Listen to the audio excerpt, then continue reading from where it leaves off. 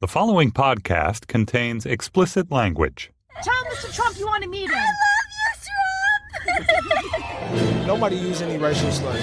Nobody called me the N-word. It's microaggressions. He does not support Mexicans, not Jews, not Muslims, not blacks, no one but his own kind, the rich. When Trump says we'll lose our country, that's not just maybe he's being a little extreme.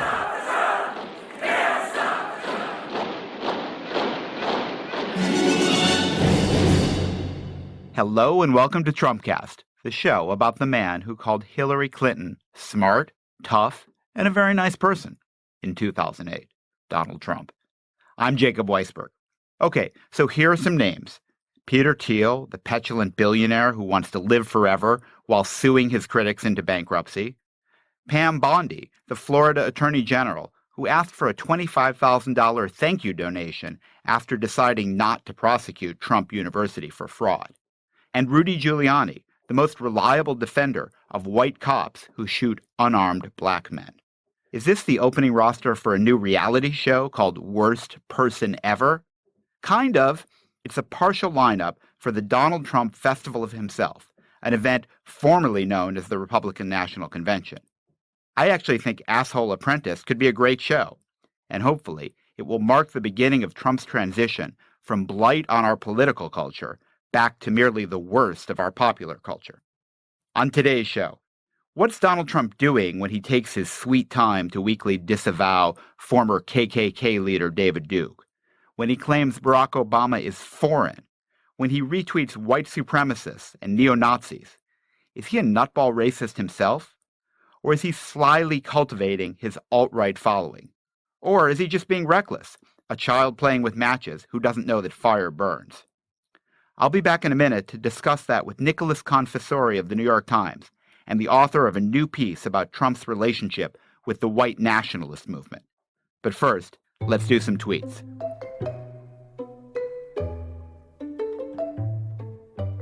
I heard that underachieving John King of @CNN on Inside Politics was 1 hour of lies. Happily, few people are watching. Dead network.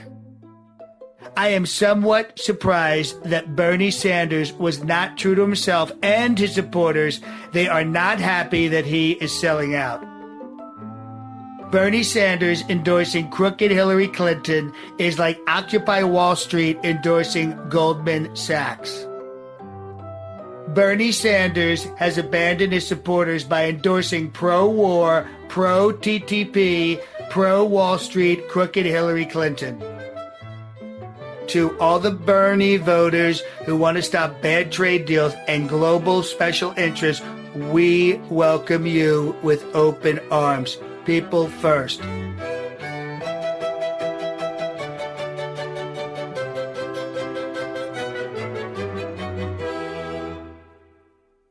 My guest today is Nicholas Confessori. He's a New York Times reporter and the author of a really interesting piece this week on white nationalism and Donald Trump. Nick, how did you get started on this theme? I mean, obviously there's been a ton of discussion about Trump and racism.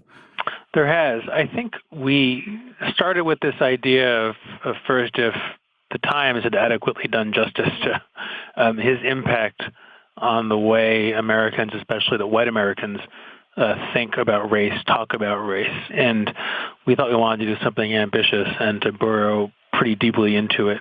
And, partly we were also responding to a lot of interest in the way that Trump communicated at a distance with really marginal elements, white supremacists, nationalists, his interactions with them on Twitter, which are kind of mediated, but are something you can kind of look at and see. And we wanted to explain to readers what is going on here exactly. But as I got deeper into the reporting, I began to feel that to focus only on a small handful, frankly, of self-identified white nationalists and neo-Nazis and anonymous trolls online would be to sort of undersell or underexplain the much broader impact Trump was having with a much broader group of people, some of whom I think are a lot more sympathetic and whose concerns come from a less overtly weird or dangerous place. And those are people you would not call white nationalists, per se. How do you describe those people? I'm not sure I would give them a label aside from being from whites. I'm not sure that until Trump came along, they had begun to think of themselves in the kinds of ways that white nationalists favor. But what I found striking in talking to the activists in the white nationalist world was their sense that Trump was intuitively speaking their language and leading other white people, mainstream white people, into an understanding of their language. And to be specific about how that works, the people who are white nationalists today don't call themselves white nationalists for the most part. They're younger, they're smart, they're articulate, they're online. They have tried to refashion themselves by appropriating the language of multiculturalism itself, in which they are another interest group with pride in their European American culture and a desire to protect it and see it extended and expanded and preserved. What they want is for more white people to think of themselves as white people. And as you know, Jacob, often in American history and politics, whiteness is really more of a default setting. For a lot of people, it's synonymous, unconsciously or not, with American. It's not something that, is usually brought out as a distinct form of politics, or at least hasn't been in 50 years. And what Trump has started to do in his own way is set the table or break the boundaries, pick your metaphor, for that sensibility, for the sense of white people as a group in and of themselves. Nick, don't you think in a way that sort of backlash is the fruit of multiculturalism itself? I mean, if in a world based on identity politics, people who are European American think, why don't we get to assert our identity too? I think it absolutely is in a lot of different ways. Certainly, and again, you can talk to people who you might not be that sympathetic to, but be intrigued by the connections they make, and you begin to understand that other people make the same connections, right? And kind of one of them is that the ideology of the early civil rights movement, in the mid-century, of colorblindedness was something that was absorbed deeply into mainstream American politics. It became a national idiom. It became the ideal that we're all supposed to aspire to. And, white people, for the most part, pay homage and lip service to that idea, even when they are uncomfortable with it. But in the meantime, the dominant culture of politics on the left, both, I think, among activist groups and in the more exotic realms of academia, was to think of groups as separate and different and worthy of protection and discussion and lionization on their own terms. And so these guys, and I say that broadly across the spectrum, from people who might be your neighbor to people who congregate on neo-Nazi websites, what they argue is, why aren't white people allowed to just be another group like that? And the difference is the background reality of that conversation in 1975 is very different from the background today, when America is becoming a majority-minority country, when whites eventually will be a minority and, in some sense, a special interest group. And where working-class whites have lost so much of their economic priority because of deindustrialization and so on, and the decline of their relative status in society combined with their economic decline. I think the key idea there is relative loss, right? As you know, when you look at the research on this, a lot of what Trump is benefiting from is the sense among working class whites that they are further behind than they should be. And they believe, wrongly for the most part, that people of other races have accelerated past them and are doing better, when really what's happening is that they are doing a lot worse than they usually have in American history and politics, and everybody else is in some ways doing worse, but they're used to doing worse. And a lot of the people you talk to seem to actually think that whites suffer from anti-white discrimination more than other minorities suffer from discrimination. Yeah, I delved into the literature on this, and it's something you can see in polling research, and this is sophisticated stuff. This isn't just an average tracking poll in politics. And you see some echoes of it in the conservative media. It is now a truism on Fox News that when somebody makes a charge of racism, that charge is itself racist. It's playing the race card. There's almost no underlying engagement with the actual event or the charge. And you see in polling data that a majority of whites, and more whites certainly, started to believe essentially that the era when the worst racism was against people of color is over, and the era when there is at least as much racism against whites is increasing. And what's racism against whites? You have to guess to some extent, but you can imagine it's the criticisms of Black Lives Matter, it's the criticism of cops, it's the criticism of Obama as being racist, right? All of these things kind of stir together. My takeaway from your piece, Nick, is that Donald Trump may or may not be racist, but racists really like Donald Trump, and Donald Trump does not want to lose their support. He is really happy to have their support, and he's playing this game where he's trying to stay just on, well, you can't even say he's trying to stay on the right side of a line, but he's trying not to be shockingly offensive himself, but he's trying not to alienate his supporters on the alt-right or white nationalists, or however you want to describe them. Well, it's something, you wrestle with in a story like this. You can never see in somebody's mind. You can evaluate what they say. You can make a judgment about whether it's racist or not, and different people will have different judgments about it. It's hard to know what he is doing or what he thinks he is doing when it comes to his engagement on social media or his distancing or his semi-distancing from the white nationalists. But they certainly interpret it as a game of footsie. They certainly see it as a desire on Trump's part to not offend them or throw them over. And there is almost, and probably in fact entirely, never been a mainstream presidential candidate, certainly a nominee, who has done that. Because the usual game, and the one that to some extent Trump is throwing over, is somebody like David Duke says, I like that candidate. And the candidate says, I denounce David Duke. And Trump won't do that. But I guess you've hit on the sort of key question, which is Donald Trump being sly or sloppy in relation to these people? He didn't disavow David Duke's support right away. Then when pressed on him, he said, I disavow it. You read that very closely, and you have reaction in your piece from people who say, you disavow what? He's vague about it. But do you think he is choosing his words and his retweets and all of that with some precision to engage in a game of footsie and signaling with those people? Or is he just kind of going off half-cocked the way he always does, and we're maybe reading too much into this? I wish I knew. And since he didn't consent to an interview, I didn't have a chance to probe this with him. One school of thought, and I'm not saying it's my school of thought, but one school of thought is this is a guy who lives in the newspaper age. When he speaks to a reporter, he's thinking about the quote, and he instinctively somehow wants to avoid the quote, the disavowal quote that will alienate or anger or tell off the person who supports him. That he's doing that deliberately. And when it comes to doing it with people who almost every other politician would renounce, you have to wonder, why? There are not that many of these people in the country. It is puzzling, and I think to a lot of people disturbing, that for these marginal elements, he is so committed to not playing what he sees as a game of gotcha from the media that he'd rather seem to be sympathetic or actually act sympathetic to some marginal and extreme elements in the country. There may not be that many neo-Nazis, but there are a lot of people on the right who dabble in these ideas that Obama is not born in America.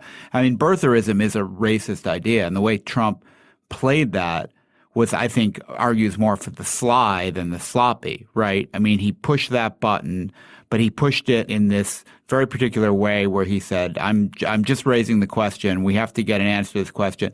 And then at some point when he pushed it a little too far, he just said, I'm not talking about it anymore. And the media's let him get away with that. What do you mean you're not talking about it anymore? Your position was that the president's birth certificate was probably fake, and now you've just declared the topic off limits. Yeah, well, there's some interesting research as well on the birther question. And there's a political scientist in California who uses a lot of different polling data to essentially test what he calls racial conservatism or racial liberalism.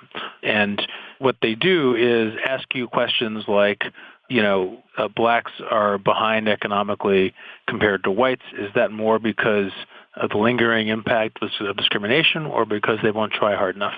And so if you lean in the second category, that gets put on your score as a racial conservative. And this is his way of trying to get people to say what they think without asking them to say if they were a racist or not, because there's almost nobody in America today who would want to say they were a racist. That norm is too embedded. Even George Wallace didn't say he was a racist. Even George Wallace would never say he was a racist. And Donald Trump is very aggressive in saying, I'm not a racist. Are you crazy? Because everybody recognizes that an open racist is a bad thing to be, right? That norm is well established in American society. But what you do find is, if you polled the Romney voters in 2012, the Mitt Romney voters in 2012, what you found is that over half of them thought that Obama was not a Christian, which is interesting because obviously he is. Right. And of those people who believed he was not a Christian, those people tend to fall heavily on the score of racial conservatism. So it is a opinion, it is a wrong opinion that is heavily associated with racial conservatism. And Tesler's argument, based on this data and this research, is that, as you can imagine, that birtherism is racism by a different name. It's a way of expressing discomfort with Obama's race without being seen to express discomfort with his race. So that is arguably one thing that is going on here, that it is one of the proxies, and that in some sense, Trump, with his call for a Muslim ban, in addition to the birtherism, is tapping into that a little bit. But, one of the things that's so dismaying about the success Trump has is, for me, it's meant coming to grips, I think, with the reality that the country is much more racist than I thought. Is that your takeaway as well after doing this piece? It's a plainly put question. I'm not sure how to answer it. What I found in my reporting was that Trump has created a language, certainly in politics, that is a lot more blunt about immigration and Islam and race than any presidential nominee would dare to embrace before. And what I found is that it's a kind of a signal, and it has allowed people to express themselves by affiliating with Trump, by even just shouting his name. When a bunch of white high school students shout Trump, Trump, Trump at the players of an opposing team in a central Iowa high school, and that those players are mostly Hispanic and black, that is a way of expressing racial hostility without saying, you're a bunch of wetbacks, right? Without engaging in usual Trump himself is becoming a kind of racial code. Yeah, and he's created that by the way he talks about Muslims and immigrants. He himself is sort of the pathbreaker on breaking some of those boundaries down. And I think through the path he has broken, a lot of other stuff is pouring out. And some of it is pretty rancid and disturbing. And it's coming into American public discourse in a way that I don't think either of us have seen openly in a very long time, or even in our whole lives. Nick, thanks for joining me on the show today. My pleasure, Jacob. That's it for today's show. Trumpcast wants to help with the Republican convention in Cleveland.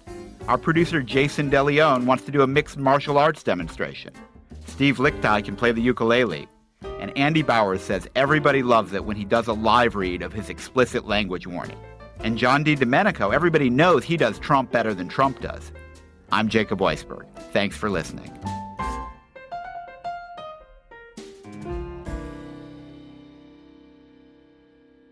Justice Ginsburg of the U.S. Supreme Court has embarrassed all by making very dumb political statements about me. Her mind is shot.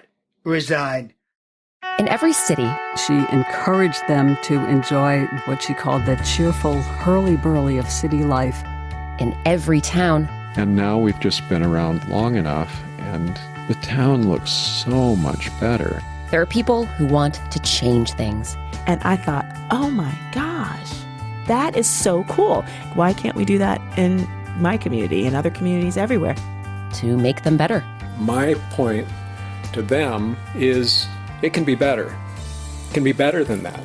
It'll be different. Or to protect things from getting worse. If you're a responsible person, you have to oppose things that are dumped right on your neighborhood, right in an area that you know about. I'm Rebecca Shear, inviting you to check out Placemakers, the podcast from Slate Magazine about the spaces we inhabit and the people who shape them. Subscribe now to Placemakers. You'll never look at your community the same way again.